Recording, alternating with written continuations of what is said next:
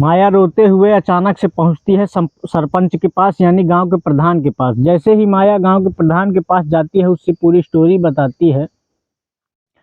तो सरपंच गांव का जो होता है, तो वो 3 जो गांव के पंच होते हैं, जो किसी गांव में अगर कोई अनहोनी होती है तो पंच उस फैसला करते हैं।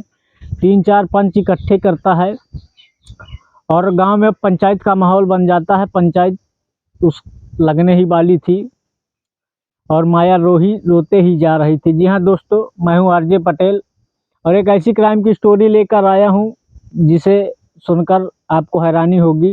तो दोस्तों, मेरी स्टोरी को ध्यान से सुने और वीडियो को लाइक करें, सब्सक्राइब करें, ताकि मैं ऐसी ही स्टोरियाँ लाता रहूँ। जी हाँ दोस्तों, एक गरीब परिवार से होती है एक माया, जिसका नाम होता है माया।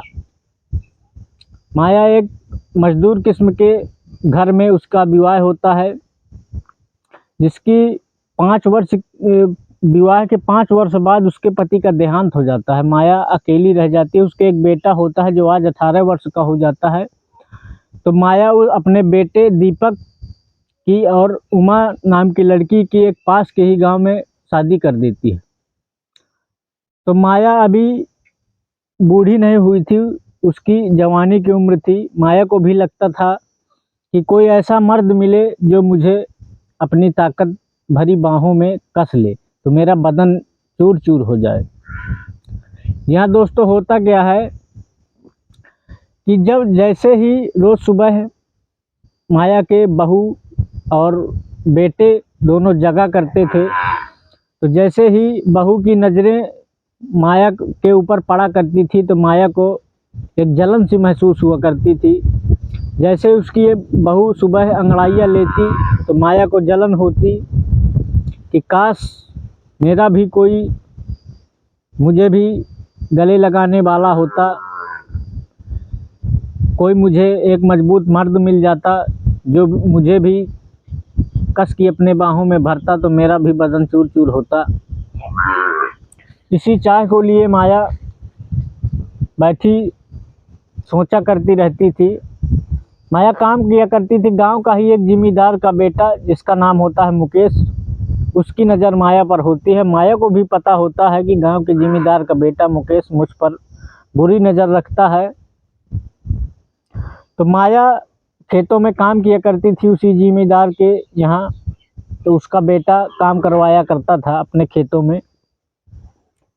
वैसे तो कई औरतें रहा करती थी, लेकिन उसको माया पसंद थी, क्योंकि माया एक गोरी और सुंदर महिला थी। तो माया को भी पता होता कि ये मेरे जिस्म में नज़रें गड़ाए रहता है, तो माया भी अपने कपड़ों को और ढील दे देती थी क्योंकि माया को भी ज़रूरत थी मुकेश जैसे लड़के की, नौजवान की। मुकेश की उम्र वही 38 वर्ष की हुई थी और उसकी अभी भी शादी नहीं हुई थी। मुकेश रंडुआ था, उसका विवाह नहीं हुआ था। तो माया एक प्लान बनाती है और प्लान के मुताबिक अपना एक काम करती है। माया आज खेतों में काम कर रही थी। बारिश का मौसम था, तो दोपहर में काफ़ी बारिश हो जाने के कारण पूरा काम नहीं हो पाता। तो वो सोचती है कि आज मैं काम पूरा करके ही जाऊंगी। उसको मुकेश का इंतज़ार भी होता है कि शायद शाम तक मुकेश भी आ जाए। मतलब माया का उसका दिल लग गया था मुकेश से, लेकिन अपनी फीलिंग को बयां नहीं करती थी उसके सामने, और मुकेश भी उससे डायरेक्ट नहीं बोलना चाहता था। लेकिन जब मुकेश की नज़रें उस पर पड़ा करती थी, तो माया अपने जिस्म को और खुला करके छोड़ देती थी कि ताकि उसको मुकेश को उकसाया करती थी कि शायद मुकेश के अंदर दम पनपे और वो मुझे छेड़े। एक दिन होता क्या है, माया दिन ढलने वाला होता है, माया काम कर रही थी खेतों में। अचानक मुकेश आ जाता है वहीं, और जब देखता है कि सारी लेबर चली गई है, मतलब जो और लोग काम करते थे खेतों में सब कोई चला गया है, दिन ढलने वाला है और माया आज अभी भी काम कर रही है, तो मुकेश पीछे से जाता है और उसके दोनों हाथों से उसकी आंखें बंद कर लेता है और कुछ नहीं बोलता। तब माया अंदर से पहले एक बार डरती है, लेकिन उसकी पैरों की आहट से और उसके स्पर्श से समझ जाती है कि शायद ये मुकेश है, क्योंकि मुकेश पहले भी हंसी मजाक किया करता था। और जैसे ही मुकेश उससे लिपट कर उसके बदन को टच करता है तो माया के बदन में एक सिरहन सी दौड़ जाती है। वो अपना होश गुम होने लगता है उसका, माया का, और धीरे धीरे माया ढीली पड़ने लगती है। और जैसे ही ढीली पड़ने लगती है तो दोनों के बीच एक ऐसी बिजली कड़कती है कि दोनों तब तक अपनी आत्मा को संतुष्ट करते रहते हैं जब तक दोनों थक कर अलग नहीं हो जाते। आज मुकेश ने माया का चीरहरण किया था, माया के साथ अवैध संबंध बनाए। माया के जिस्म से ऐसे मुकेश ने कपड़े उतारे जैसे कि प्याज के छिलके उतारे जा रहे हों।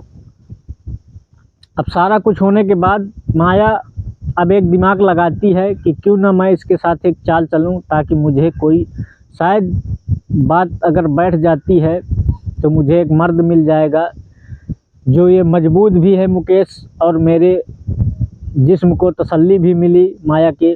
उसने सोचा कि क्यों ना मैं इसको अपना पति बना लूं, ताकि मेरा भी जीवन आराम से कट जाए, क्योंकि मुकेश की भी ज़्यादा उम्र नहीं थी और माया की भी ज़्यादा उम्र नहीं थी। तब माया रोते हुए घर पहुंचती है और सीधे सरपंच के पास पहुंचती है। तो जैसे ही सरपंच के घर जाकर रोने लगती है, वहाँ भीड़ इकट्ठी होती है। धीरे धीरे माया के बेटे को भी पता चलता है, दीपक को। दीपक और दीपक की पत्नी भी उमा वहाँ से दोनों साथ आते हैं सरपंच के घर। तो देखते हैं एक किनारे में बैठी माया रो रही थी। तो माया जैसे ही अपनी बहू को देखती है तो माया अंदर से बहुत खुश होती है, क्योंकि माया अपने बेटे और बहू से चिढ़ा करती थी। जब सुबह जगा करती थी बहू तो जैसे अंगड़ाइयाँ लेती थी तो माया को बहुत चिढ़न हुआ करती थी, जलन होती थी। तो होता क्या है दोस्तों, कल पंचायत का माहौल बनता है और गांव में पंचायत लग जाती है। गांव भर में शोर हो जाता है कि मुकेश ने, सरपंच के बेटे ने, सरपंच का काफ़ी दबदबा होता है गांव के अंदर। सरपंच के बेटे ने, मुकेश के भाई को पता चलता है तो मुकेश का भाई उसे मनाने लगता है माया को कि माया जो हो गया तो हो गया, अब बताओ तुम्हें कितना पैसा चाहिए, पैसा ले लो, लेकिन बात को यहीं दबा दो, बात थाने तक ना जाए, यानी कि पुलिस केस ना बने। तो माया ऐसे मानने वालों में नहीं थी, क्योंकि माया ने एक प्लान बनाया हुआ था। होता क्या है, अब पंचायत लगती है, पंचायत गांव के 2-4 बुजुर्ग आते हैं और पंचों की कुर्सी में बैठते हैं। अब पूछा जाता है कि मुकेश ने दुष्कर्म तो किया ही है माया तुम्हारे साथ, अब तुम जो कह दोगी वही होगा, वही सज़ा हम मुकेश को दे देंगे और मुकेश को माननी पड़ेगी। तो मुकेश का भाई भी कहता है कि हाँ हम मान जाएंगे आपको, माया जितना पैसा चाहिए आप बताइए, हम आपको पैसा देंगे। लेकिन माया को पैसा नहीं चाहिए था। माया एक खेल खेलती है और बोलती है कि मुकेश एक नौजवान हट्टा कट्टा है, इसकी शादी कर दी जाए, वरना ये इसी तरह किसी न किसी औरत को छेड़ेगा। तब पंच कहते हैं कि ये बिगड़ा हुआ लड़का है और इसकी शादी की हमें कोई परवाह नहीं है, और इस बिगड़ाए लड़के को कोई लड़की क्यों देगा, क्योंकि मुकेश काफ़ी छिछोरा था, लड़कियां छेड़ता रहता था, उसकी उम्र भी काफ़ी हो गई थी, इसकी वजह से उसका विवाह नहीं हो रहा था, जाति का ठाकुर था। तो होता क्या है, माया फिर कहती है कि अगर आप सबको मंजूर हो तो मैं मुकेश के साथ शादी करना चाहती हूँ।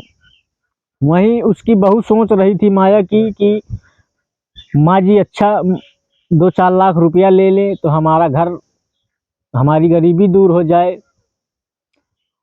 लेकिन माया अपने बहू के सोच पर पानी फेर देती है और कहती है कि मैं मुकेश से विवाह करना चाहूँगी, मुझे पैसे का कोई लोभ नहीं है, और मैं, इसने मेरे साथ दुष्कर्म किया है तो मैं इसके साथ विवाह करूँगी। तो जैसे ही वो ये बात कहती है तो पंच भी अपना फैसला सुना देते हैं कि हाँ मुकेश तुमको इसके साथ शादी करनी पड़ेगी।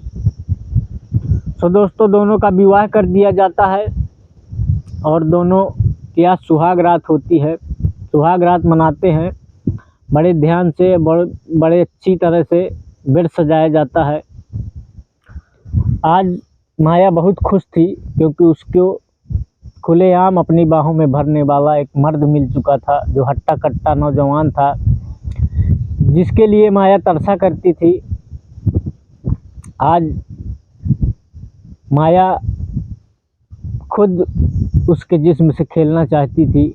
मुकेश को माया ने भी खुश किया और मुकेश ने भी माया को खुश किया। आज माया हंस हंस के उससे बता रही थी कि ये मेरा पूरा प्लान था तुमसे शादी करने का। तब मुकेश भी हंस के टाल देता है। तो जी हाँ दोस्तों, मेरा इस कहानी से किसी को ठेस पहुंचाने का उद्देश्य नहीं था। अगर स्टोरी आप सबको पसंद आई हो तो वीडियो को लाइक करें, सब्सक्राइब करें, ताकि मेरा भी हौसला बना रहे और मैं ऐसी ही क्राइम की स्टोरियाँ लाता रहूं। तो दोस्तों कमेंट में ज़रूर बताएं कि आपको ये स्टोरी कैसी लगी। तो जय हिंद, जय भारत, जय श्री राम।